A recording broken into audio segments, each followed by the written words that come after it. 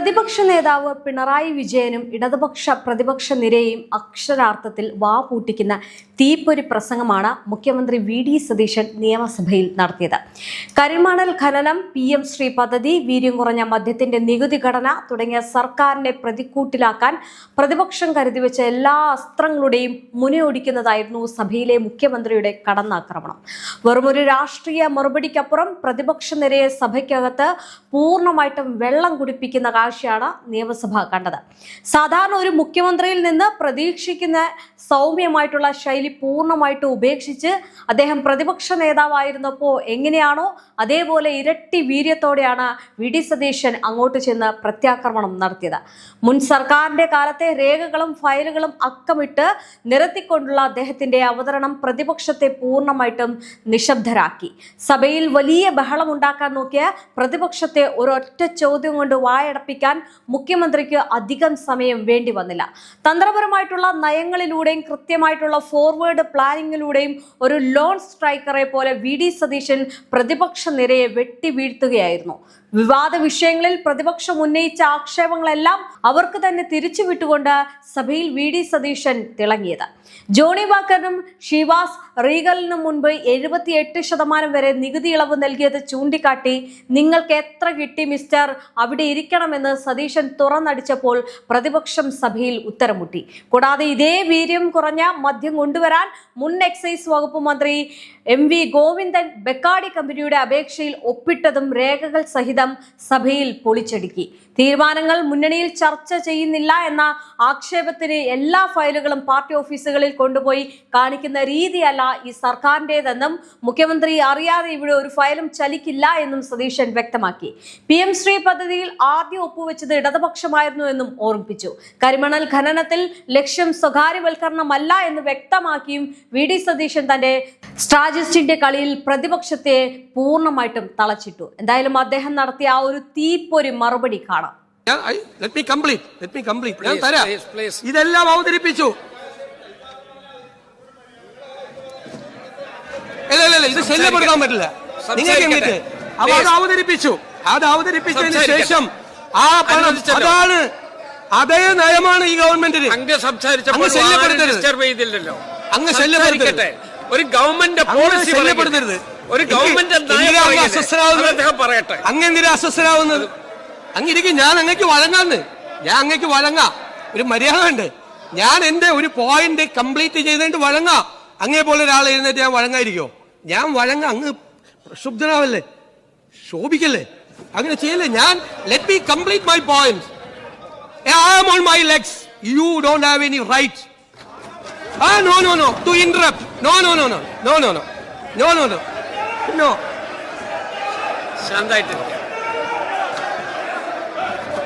ശാന്തായിട്ടിരിക്കാം. പറഞ്ഞല്ലോ ഒരു ഗവൺമെന്റ് നയം പറയല്ലേ, ആ നയം സഭയെ അറിയിക്കല്ലേ. അത് കേൾക്കൂ, വിയോജിപ്പുണ്ടാകാം, അത് വേറെ പ്രശ്നം. പക്ഷെ ഒരു ഗവൺമെന്റ് നയമല്ല പറയുന്നത്.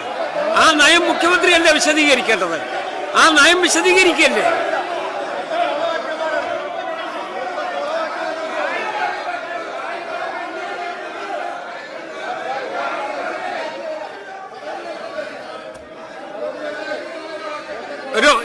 ഒരു ശാന്തമായിരിക്കൂ. ഇവിടെ നടന്ന 3 ദിവസത്തെ ചർച്ചയ്ക്ക് ശേഷം മുഖ്യമന്ത്രി ഈ ഗവൺമെന്റ് നയം എന്താണ് എന്ന് പ്രഖ്യാപിക്കുകയാണ്. ആ നയത്തോട് വിയോജിപ്പ് കാണും, ഇല്ലെന്ന് ഞാൻ പറയുന്നില്ല. പക്ഷേ അത് അദ്ദേഹത്തിന്റെ പ്രസംഗം കംപ്ലീറ്റ് ചെയ്യാൻ അനുവദിച്ചിട്ടല്ലേ. അതിന് നമ്മൾ ഒബ്സ്ട്രക്ഷൻ ഉണ്ടാക്കിയാൽ അതിന്റെ അർത്ഥം എന്താ?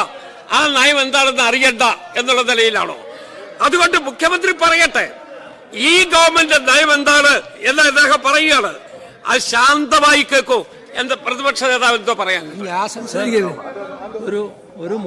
ഒരു ബഹുമാനപ്പെട്ട മുഖ്യമന്ത്രി പ്രതിപക്ഷത്തെ നേരിടേണ്ടത് ഇങ്ങനെയല്ലോ. You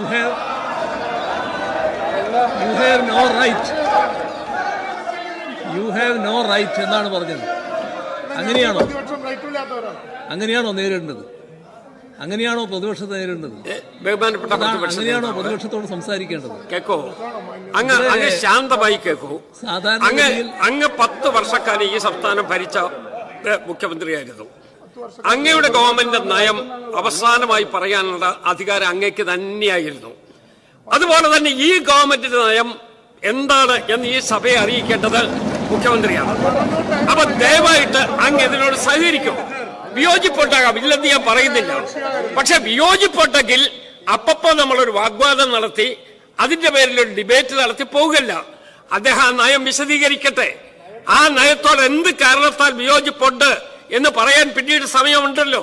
അതുകൊണ്ട് ദയവായിട്ട് മുഖ്യമന്ത്രി ആ നയം എന്താണ് എന്ന് വിശദീകരിക്കുന്നതിന് വേണ്ടി അദ്ദേഹത്തിന്റെ ഒരു അവകാശം നമ്മൾ നയം വിശദമാക്കുന്നതിനൊന്നും വിശദീകരിക്കട്ടെ. സർ നയം വിശദമാക്കുന്നതിനൊന്നും ഞങ്ങളെതിരല്ല. ഏത് ഗവൺമെന്റും ആ ഗവൺമെന്റ് നയം വിശദമാക്കണമല്ലോ. അത് മുഖ്യമന്ത്രി തന്നെയാണല്ലോ സംസാരിക്കേണ്ടത്. അതിനെയൊന്നും ഞങ്ങൾ തടസ്സപ്പെടുന്നില്ല. ഇവിടെ അദ്ദേഹം കേരളം എത്തിച്ചേർന്ന ഒരു സ്ഥിതി വിശേഷത്തെ പറ്റി പറഞ്ഞു. അതാണ് ബഹുമാനപ്പെട്ട ബാലഗോപാൽ ചോദ്യം ചെയ്തത്. അത് CAG റിപ്പോർട്ടിന്റെ അടിസ്ഥാനത്തിൽ ചോദ്യം ചെയ്യാനാണ് ശ്രമിച്ചത്. അത് പറയാനാണ് അദ്ദേഹം നോക്കിയത്. ആ കാര്യത്തിൽ അദ്ദേഹം വഴങ്ങാന്ന് പറഞ്ഞിട്ട് പിന്നെ പറഞ്ഞത് യു ഹാവ് നോ റൈറ്റ് എന്നാണ്. അങ്ങനെയാണ് ഒരു സമീപനം സ്വീകരിക്കേണ്ടത്. അതാണ് പ്രശ്നം. അദ്ദേഹം പറഞ്ഞത് ഞാൻ വെർബാറ്റം ഞാൻ പറയാം. You don't have any right to interrupt എന്നേ പറഞ്ഞുള്ളൂ. ഇന്ററപ്റ്റ് ചെയ്യാൻ കേക്കോ അദ്ദേഹത്തിന് 90 മിനിറ്റ് ആ ഗവൺമെന്റിനുള്ള ആ 90 മിനിറ്റിനകത്ത് നിന്ന് അദ്ദേഹം സംസാരിക്കുകയാണ്. You have no right to interrupt എന്ന് പറഞ്ഞാൽ നമ്മൾ ഇന്ററപ്റ്റ് ചെയ്യുന്നതിന് അവകാശമില്ല എന്നല്ലേ പറഞ്ഞത്. അതുകൊണ്ട് ദയവായിട്ട് അത് കേൾക്കൂ. മുഖ്യമന്ത്രി, ബഹുമാനപ്പെട്ട മുഖ്യമന്ത്രി തുടരും. സർ, ഞാൻ വളരെ കൃത്യമായിട്ട് അദ്ദേഹം എഴുന്നേറ്റപ്പോൾ തന്നെ അദ്ദേഹത്തിന് വഴങ്ങാം. Let me complete my point എന്ന് പറഞ്ഞു. ഞാൻ മുഖ്യമന്ത്രി ആയി അങ്ങ് ഇവിടെ ഇരിക്കുന്ന സമയത്ത് ഞാൻ എഴുന്നേൽക്കുമ്പോൾ അങ്ങോട്ട് പറയാറുണ്ട് വഴങ്ങാം എന്ന് പറയുമ്പോൾ ഇദ്ദേഹം അങ്ങയുടെ അടുത്തിരിക്കുന്ന ഈ അംഗം ബഹളം ഉണ്ടാക്കിയതുപോലെ ഞാൻ എന്തെങ്കിലും ബഹളം ഉണ്ടാക്കിയിട്ടുണ്ടോ? അപ്പൊ ഞാനിരിക്കും. അപ്പൊ അങ്ങ് ഇരുന്ന് തരും, അങ്ങ് എനിക്ക് വഴങ്ങി ഞാൻ എപ്പോഴെല്ലാം എഴുന്നേറ്റിട്ടുണ്ട് പ്രതിപക്ഷ നേതാവായി അന്നെല്ലാം മുഖ്യമന്ത്രിയായിരുന്നു അങ്ങ് വഴങ്ങി തന്നിട്ടുണ്ട്. ഞാൻ വഴങ്ങാന്ന് പറഞ്ഞു. പക്ഷെ അദ്ദേഹം എന്താ ചെയ്തത്? അദ്ദേഹം നിരന്തരമായി ഞാൻ പ്രസംഗിക്കുമ്പോൾ എന്റെ പോയിന്റ് കംപ്ലീറ്റ് ചെയ്യാതിരിക്കാൻ വേണ്ടി ബഹളം ഉണ്ടാക്കി. അങ്ങേ പോലെ ഒരാൾക്ക് യോജിച്ചല്ല. മൈ ലെഗ്സ് എന്ന് പറഞ്ഞാൽ അതൊരു പാർലമെന്ററി വേർഡാണ്. ആ പാർലമെന്ററി വേർഡ് അത് നിങ്ങൾ പരിശോധിച്ചാൽ മതി. പഴയ പാർലമെന്റ് അംഗങ്ങളും നിയമസഭാ അംഗങ്ങളും ഒക്കെ പ്രസംഗിച്ചത് എനിക്ക് വായിച്ചു നോക്കിയാൽ അറിയാം. സാർ ഇതിന്റെ അകത്തെ പോയിന്റ്, ഞങ്ങളൊരു പുതിയ ഇക്കണോമിക് മോഡൽ ഉണ്ടാക്കിയ അത് സ്വകാര്യ പങ്കാളിത്തത്തോടു കൂടിയാണ് ചെയ്യാൻ പറ്റുന്നത്. സ്വകാര്യ നിക്ഷേപം കേരളത്തിൽ ഉണ്ടാകണം. പറ്റാവുന്ന എല്ലാ മേഖലകളിലും സ്വകാര്യ നിക്ഷേപം ഉണ്ടാകണം. പറ്റാത്തടുത്ത് ഉണ്ടാവില്ല. പറ്റാവുന്നിടത്ത് എല്ലായിടത്തും ഉണ്ടാവണം. ഇൻവെസ്റ്റ്മെന്റ് പ്രോത്സാഹിപ്പിക്കണം. നിങ്ങൾ എന്തിനാണ് ഇൻവെസ്റ്റ്മെന്റ് കോൺക്ലേവ് നടത്തിയത്? 500 കോടി രൂപ കൂടുതൽ കൊണ്ടുവരുന്ന ആളുകളെ പൊന്നാട അണിയിച്ചത് എറണാകുളത്ത് വെച്ചിട്ട് ഞാനുണ്ടായിരുന്നല്ലോ. ഞാൻ ആ വേദിയിൽ വന്നിട്ട് ഇൻവെസ്റ്റ്മെന്റിനെ ആകർഷിക്കാനുള്ള ഈ കഴിഞ്ഞ ഗവൺമെന്റിന്റെ മുഴുവൻ നടപടികളെയും പൂർണ്ണമായ പിന്തുണ കൊടുത്ത ആദ്യത്തെ പ്രതിപക്ഷ നേതാവായ പൂർണ്ണമായ പിന്തുണ മുഴുവൻ അദ്ദേഹം ഉണ്ടായിരുന്നു. പഴയ വ്യവസായ മന്ത്രി അന്ന് വന്നപ്പോ അത് ഞങ്ങൾ വന്ന് പൂർണ്ണമായ പിന്തുണ കൊടുത്തു. കാരണം ഇൻവെസ്റ്റ്മെന്റ് വരണം. ഞങ്ങൾ പറഞ്ഞു മെസ്സേജ്, ഇവിടെ ഒരു പ്രശ്നമില്ല, ഒരു ട്രേഡ് യൂണിയൻ പ്രശ്നമില്ല, ട്രേഡ് യൂണിയൻ മിലിറ്റൻസി മാറിക്കൊണ്ടിരിക്കുകയാണ്, ഭയപ്പെടണ്ട എന്ന് മുഖ്യമന്ത്രി പറഞ്ഞതുപോലെ പ്രതിപക്ഷ നേതാവും കൂടി ആ മീറ്റിംഗിൽ വന്ന് പറഞ്ഞു. നിങ്ങൾ കേരളത്തിൽ നിക്ഷേപിച്ചോ? ഒരിക്കലും പറഞ്ഞിട്ടില്ല ഒരു കാലത്തും. കാരണം ഇവിടെ ഉണ്ടാകണം, കേരളം നശിക്കരുത്. അപ്പൊ ഇക്കണോമിക് മോഡൽ ഉണ്ടാവും. ആ ഇക്കണോമിക് മോഡൽ എന്ന് പറഞ്ഞാൽ ഞങ്ങൾ ഏറ്റവും കൂടുതൽ ആഗ്രഹിക്കുന്നത് പ്രവാസികളുടെ ഇൻവോൾവ്മെന്റ്. ഇക്കോണമിയുടെ ബാക്ക് ബോൺ നമ്മൾ എപ്പോഴും പറയും അത് റെമിറ്റൻസ് ആണ്. എന്നിട്ട് എന്താ ഗുണം? സ്റ്റേറ്റിന് ഗുണം കിട്ടുന്നുണ്ടോ? ഇല്ല. ഇവിടെ ആക്ടിവിറ്റി ഉണ്ടാകുന്നുണ്ടോ? സർ, അവരയക്കുന്ന ആ റെമിറ്റൻസ് ഇക്കോണമിയെ ഒരു ഇൻവെസ്റ്റ്മെന്റ് ഇക്കോണമിയാക്കി മാറ്റണം. പ്രവാസികളെ കുറിച്ച് ഒന്നും പറഞ്ഞില്ല എന്ന് പറയുന്നത് ഈ ബജറ്റിലെ ഏറ്റവും സുപ്രധാനമായ വാക്കതാണ്. റെമിറ്റൻസ് ഇക്കോണമിയിൽ നിന്ന് ഇൻവെസ്റ്റ്മെന്റ് എക്കോണമിയിലേക്ക് പോകും. സർ, വൻകിടക്കാരൊക്കെ വന്ന് കുറച്ച് ഇൻവെസ്റ്റ് ചെയ്യുന്നുണ്ട്. അതുപോലെ സർ, ഇടത്തരക്കാർ, സാധാരണക്കാർ നമ്മുടെ പദ്ധതികളിൽ ഇൻവെസ്റ്റ് ചെയ്യണം. ഇപ്പൊ ഗവൺമെന്റ് ഒരു മോഡൽ, ഗവൺമെന്റ് ലാൻഡ് കൊടുക്കും. ലാൻഡാണ് ഗവൺമെന്റിന്റെ ഇക്വിറ്റി. ബാക്കി പണം അങ്ങനെ സമാഹരിക്കണം. സർ, ഒരു 25,000 രൂപ മുതൽ അവർ 5 ലക്ഷം രൂപ വരെ ഷെയർ ആയിട്ട് അവരതിൽ ഇൻവെസ്റ്റ് ചെയ്യട്ടെ. സാധാരണക്കാർ, ഇടത്തരക്കാർ ചെയ്യട്ടെ. 25,000 രൂപ ഇൻവെസ്റ്റ് ചെയ്യുന്ന ഒരാൾക്ക് അയാൾ പണി നിർത്തി ഇവിടെ വരുമ്പോൾ അതിന്റെ 10 ഇരട്ടിയായി അതിന്റെ വാല്യൂ കിട്ടും. 5 ലക്ഷം രൂപ ഇൻവെസ്റ്റ് ചെയ്യുന്ന ആൾക്ക് അയാൾ റിട്ടയർ ചെയ്ത് ഇവിടെ വരുമ്പോൾ ആ ഷെയറിന്റെ വാല്യൂ കൂടും.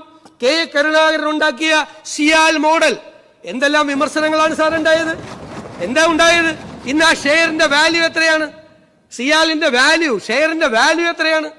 അതിൽ നിക്ഷേപിച്ച ആളുകൾക്ക്, അതിൽ കുറെ ഉന്നതരായ ആളുകളാണ്, അവർ മാത്രം പോരാ സാർ. സാധാരണക്കാരായ പ്രവാസികളെ നിക്ഷേപകരാക്കി കേരളത്തിന്റെ സാമ്പത്തിക വികസനത്തിൽ പങ്കാളികളാക്കി മാറ്റണം. ലിക്കറിന് ടാക്സ് കൂട്ടി ബർക്കാടി കമ്പനിയുമായി ഏർപ്പെട്ടിട്ടാണ് മുഖ്യമന്ത്രി ഇത് ചെയ്തത്. എന്തെല്ലാം ആരോപണമാണ്, എത്ര കിട്ടി അല്ലേ? ഞാൻ പറഞ്ഞുതരാം എത്ര കിട്ടിയെന്ന് ഞാൻ പറഞ്ഞുതരാം. ആദ്യമായിട്ട് ഈ പരിപാടി തുടങ്ങിയെന്നാണെന്നറിയോ? അതായത് രണ്ടാം പിണറായി സർക്കാർ അധികാരത്തിൽ വന്നത് മെയ് 20.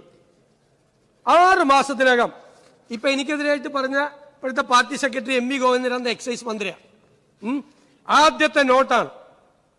ഗണ്യ കാണുക, അന്നത്തെ എക്സൈസ് മന്ത്രി പറയാണ്, ബർക്കാടി ഇന്ത്യ, SDF ഇൻഡസ്ട്രീസ് എന്നിവ നൽകിയ അപേക്ഷകളും സമാനമായ മറ്റ് അപേക്ഷകളും ഒരുമിപ്പിച്ച് ഗണ്ണികയിൽ പറഞ്ഞത് പ്രകാരം വീര്യം കുറഞ്ഞ മദ്യത്തിന് വ്യക്തമായ നിർവചനം നൽകി വിശദമായ റിപ്പോർട്ട് അടിയന്തരമായി സമർപ്പിക്കുക. ആരാണ് ബർക്കാടി കമ്പനിയായിട്ട് സംസാരിച്ചത്? ആരാ ബർക്കാടി കമ്പനിയായിട്ട് ആദ്യമായി സംസാരിച്ചത്? ഇനി കേട്ടോ, രണ്ടാമത്തെ ആരോപണം എന്ന് പറയുന്നത് ഈ വീര്യം കുറഞ്ഞ മദ്യം കേരളത്തിൽ ഇറങ്ങിയാൽ, ഇപ്പോഴും പറഞ്ഞു, യുവതലമുറയെ മുഴുവൻ നശിപ്പിച്ചു കളയും, യുവതലമുറ ഇല്ലാതാവും, സ്ത്രീകളും കുട്ടികളും ആവും. 31/3/2022 ആ സർക്കാരിന്റെ മദ്യനയം, അതിലെ ഐറ്റം 25, ഏത് LDF സർക്കാരിന്റെ ഉദയഭാനു കമ്മീഷന്റെ ശുപാർശയിൽ വീര്യം കുറഞ്ഞ മദ്യം പ്രോത്സാഹിപ്പിക്കാൻ ശുപാർശ ചെയ്തിട്ടുണ്ട്.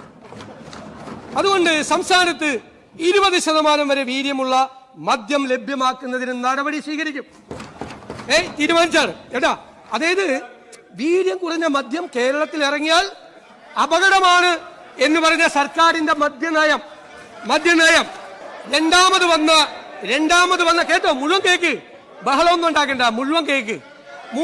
മൂന്നാമത് അന്നത്തെ എക്സൈസ് മന്ത്രി ഇവിടെ പറഞ്ഞ ഉത്തരം, അസംബ്ലിയിൽ പറഞ്ഞ ഉത്തരം, ബക്കാടി ഇന്ത്യ ലിമിറ്റഡ് എന്ന സ്ഥാപനം അവരുടെ ഉൽപ്പന്നങ്ങളായ ബക്കാടി, ബ്രീസർ, ബക്കാടി പ്ലസ് എന്നീ ലഹരി പാനീയങ്ങൾ കേരളത്തിൽ വിൽപ്പന നടത്തുന്നതിന് അനുമതിക്ക് അപേക്ഷ സമർപ്പിച്ചിരുന്നു. ബക്കാടി ബ്രീസറിൽ 4.8 പ്ലസിൽ 8% ആൽക്കഹോളാണ് അടങ്ങിയിരിക്കുന്നത്. 2022-23 വർഷത്തിലെ മദ്യനയത്തിൽ പ്രഖ്യാപിച്ചിട്ടുള്ള പ്രകാരം 0.5 മുതൽ 20 വരെയുള്ള ആൽക്കഹോൾ കണ്ടന്റുള്ള മദ്യം വിപണനം നടത്തുന്നതിന് വിദേശ മദ്യ ചട്ടത്തിൽ ഭേദഗതി വരുത്തിയിട്ടുണ്ട്. ഫോറിൻ ലിക്കർ റൂൾസിൽ അമെന്റ്മെന്റ് നടത്തി. ഫോറിൻ ലിക്കർ റൂൾസിൽ ചട്ടത്തിൽ അമെന്റ്മെന്റ് നടത്തി. അത് കഴിഞ്ഞിട്ട് ബക്കാടി ചോദിച്ചു, അത് ബിയറിനും വൈനിനും ഇടയ്ക്കുള്ള ഒരു സംഭവം വേണമെന്ന്. അപ്പോ ബിയറിന്റെ ടാക്സ് എന്ന് പറയുന്നത് 116% വൈനിൻ്റെത് 86%. ഇതിന്റെ ഇടയിൽ ഒരു ടാക്സ്, അതിന്റെ നടപടി കൊടുത്തില്ല. നടപടിക്രമങ്ങളെല്ലാം പൂർത്തിയാക്കി. അല്ല കേക്ക്, ഞാൻ പറഞ്ഞില്ലല്ലോ, കൊടുത്തെന്ന് ഞാൻ പറഞ്ഞില്ലല്ലോ. എല്ലാമായി അതിന്റെ നടപടിക്രമങ്ങൾ ഫയലായി. ഇലക്ഷൻ ആയതുകൊണ്ടാണ് കൊടുക്കാറുള്ളത്. ഈ 86-നും 116-നും ഇടയിൽ വെക്കണമെന്നാണ് പറഞ്ഞത്. നമ്മൾ എന്താ ചെയ്തത്? നമ്മുടെ മുമ്പിൽ ഈ ഫയൽ വന്നു. ഈ ഫയൽ ബജറ്റ് തയ്യാറാക്കുന്നതിന് മുമ്പ് വന്നു. ശരവേഗം തീരുമാനമെടുത്തുന്നതാണ്. ഇവിടെ ഒരു സർക്കാർ ബജറ്റ് അവതരിപ്പിക്കുമ്പോൾ ടാക്സ് തീരുമാനിക്കുന്നത് തലയാഴ്ചയാണ്, തലേ ദിവസം രാത്രിയാണ് ഫൈനലൈസ് ചെയ്യുന്നത്, ആണല്ലോ. എന്നിട്ട് രാത്രി 1 മണി കഴിഞ്ഞിട്ടാണ് ടാക്സ് പോർഷൻ പ്രിന്റ് ചെയ്യാൻ കൊടുക്കുന്നത്. ശരവേഗത്തിലാണ് പോണത്. കാരണം ഡിസിഷൻ വന്നാൽ ആ ഡിസിഷൻ എല്ലാവരും വേഗത്തിൽ കണ്ടിട്ട് എല്ലാ ടാക്സും തീരുമാനിക്കണം. അങ്ങനെ ധനകാര്യമന്ത്രിയായിരുന്നു, അദ്ദേഹത്തിന് അറിയാം. തീരുമാനിക്കുന്നു ശരവേഗം. അതായത് സാധാരണ ഈ അഴിമതിയിൽ പറയുമല്ലോ, ഭയങ്കര സ്പീഡായിരുന്നു. ഇത് കേരളത്തിലെ ഒരു ടാക്സ് നിശ്ചയിക്കാൻ ഫയല് പോകേണ്ടത് അങ്ങനെ തന്നെയാണ്. വേഗത്തിൽ പോയിട്ടാണ് രാത്രി 12 മണിക്ക് മുമ്പാണ് നമ്മൾ ഇത് ഫൈനലൈസ് ചെയ്ത് അവർക്ക് കൊടുത്ത് 1 മണിക്കാണ് ഇത് പ്രിന്റിങ്ങിന് പോകണം. ഇത് ഞങ്ങൾ എന്താ തീരുമാനിക്കാൻ കാര്യം? അവർ പറഞ്ഞ ഈ 86-നും 116-നും ഇടയിലല്ല നമ്മൾ വെച്ചത്. നമ്മൾ 0.5 തൊട്ട് 10 വരെ 120% വെച്ചു. 10% മുതൽ 20% വരെ 175% വെച്ചത്. 175%. ഞങ്ങൾ മറ്റ് സംസ്ഥാനങ്ങളുടെ എല്ലാം ഈ വീര്യം കുറഞ്ഞ മദ്യത്തിൻ്റെ ടാക്സ് പരിശോധിച്ചു. കേരളത്തിലാണ് ഈ വെച്ചിരിക്കുന്നതാണ് ഏറ്റവും കൂടിയ ടാക്സ്. ബഹുമാനപ്പെട്ട മുൻ ധനകാര്യമന്ത്രി, ഇപ്പോഴത്തെ അല്ല, അതിനേക്കാൾ മുമ്പുള്ള ധനകാര്യമന്ത്രി 2018-19 ഒരു ടാക്സ് അവതരിപ്പിച്ചു, പുതിയ ടാക്സ്. എന്തിനാണെന്നറിയോ? Foreign made foreign liquor. അതായത് ഇന്ത്യൻ മെയ്ഡ് ഫോറിൻ ലിക്കർ എന്ന് വെച്ചാൽ ഇവിടെ കിട്ടുന്ന സാധനം, മറ്റത് വിദേശത്ത് നിർമ്മിച്ച് ഇവിടെ വിൽക്കുന്ന സാധനം. എടാ, അതിന്റെ ആൽക്കഹോളിക് കണ്ടന്റ് എത്രയെന്നറിയോ? ഇപ്പൊ ഞാൻ പറഞ്ഞല്ലോ, വൈന് 86, ബിയറിന് 116. ഇതിന്റെ ആൽക്കഹോളിക് കണ്ടന്റ് എന്ന് പറയുന്നത് 40% മുതൽ 60% വരെയാണ്. 60% വരെ, 40% മുതൽ 60% വരെ ഹൈ. നമ്മുടെ ഇന്ത്യൻ മെയ്ഡ് ഫോറിൻ ലിക്കറിനേക്കാൾ കൂടുതൽ ആൽക്കഹോളിക് കണ്ടന്റ് ഉള്ള സാധനം. 2018-19 അന്ന് ഇന്ത്യൻ മെയ്ഡ് ഫോറിൻ ലിക്കറിന് 210% ടാക്സ് ആയിരുന്നപ്പോ ഇവരുടെ ഗവൺമെന്റ്, അദ്ദേഹം തന്നെയാണ് മുഖ്യമന്ത്രി, കൊണ്ടുവന്ന ടാക്സ് എത്രയാ? 78%. 78%. എന്നിട്ട് 2022-23 ഇപ്പോ 251% വരെ ഇന്ത്യൻ മെയ്ഡ് ഫോറിൻ ലിക്കറിന്. അപ്പോ ഈ ഫോറിൻ മെയ്ഡ് ഫോറിൻ ലിക്കറിന്റെ ടാക്സ് എത്രയെന്നറിയോ? 115%, ബിയറിനേക്കാൾ താഴെ. അപ്പൊ ഞാൻ ചോദിക്കുന്നത്, ജോണി വാക്കറിന്റെ നിന്നും ഷീവാസ് റീഗലിന്റെ നിന്നും കൈ നീട്ടി വാങ്ങിച്ചിട്ടാണോ 78%, 60% വരെ ആൽക്കഹോളിക് കണ്ടന്റ് ഉള്ള സാധനം മേടിച്ചത്? ഒരു പുതിയ കാറ്റഗറി, വീര്യം കുറഞ്ഞ മദ്യം എന്ന് നിശ്ചയിച്ച് നിങ്ങളാണ്. ഗവൺമെന്റ് കണ്ടിന്യൂഷൻ ആണല്ലോ. ഞങ്ങളുടെ മുമ്പിൽ വീര്യം കുറഞ്ഞ മദ്യമുണ്ട്, ഞങ്ങൾ അതിനൊരു ടാക്സ് റേറ്റ് നിശ്ചയിച്ചു. അതാണ് ടാക്സ് റേറ്റ്. 120% മുതൽ 120-ഉം 175 2 ടാക്സ് റേറ്റ് നിശ്ചയിച്ചു. ഞങ്ങൾ മദ്യനയം തീരുമാനിക്കേണ്ടത് പൊളിറ്റിക്കൽ ഡിസിഷനാണ്. UDF ആണ്. UDF ഞങ്ങൾ എല്ലാവരുമായിട്ട് സംസാരിക്കും, ഞങ്ങളൊരു ഡ്രാഫ്റ്റ് രൂപപ്പെടുത്തും. ആ ഡ്രാഫ്റ്റ് എല്ലാ കക്ഷികളും സംസാരിക്കും. ഞങ്ങളൊരു തീരുമാനം എടുത്ത് നിങ്ങളെ പോലെ മദ്യനയത്തിന്റെ ഭാഗമാക്കി വീര്യം കുറഞ്ഞ മദ്യം കേരളത്തിൽ വിൽക്കണം എന്ന് UDF പോളിസി വന്നാൽ ഇതായിരിക്കും ടാക്സ്. ഇനി UDF തീരുമാനിക്കുകയാണ് വീര്യം കുറഞ്ഞ മദ്യം കേരളത്തിൽ വിൽക്കണ്ട, അത് വിൽക്കില്ല. അത് പൊളിറ്റിക്കൽ ഡിസിഷനാണ്.